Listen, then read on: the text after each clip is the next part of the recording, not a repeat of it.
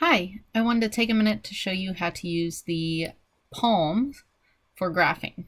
PALM stands for Perceptive Adaptive Learning Module, meaning it'll help you learn this material in a way that many experts think about this material.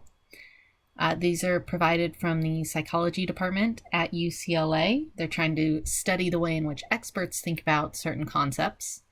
And to do that, they've created this awesome program for us, for you guys to use at no cost. So go ahead and start by following the link to the module. You'll enter your username, which is the name that starts with CM for Chafee Math, and then I'll have some numbers afterwards. Copy and paste that in, copy and paste in the corresponding password. Be careful, these are case sensitive. Make sure you don't accidentally have any lingering spaces on one side or another of the username or password. That'll give you an error if you accidentally copy some of those in. So just things to watch out for there. Once you've got that, hit login. So answer these questions to the best of your ability. Most of them are timed, so you shouldn't be flipping through your notes. You shouldn't be, working on anything else. It's kind of like flashcards. Think of this like a flashcard exercise. If you get some wrong, no big deal. It'll guide you through, correct answers in the future. It'll help you really learn to answer these questions quickly. It's a great program. Work through it at your own pace.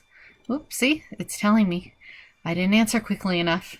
I can continue and move on to the next question. So I'm going to go ahead and exit out of here.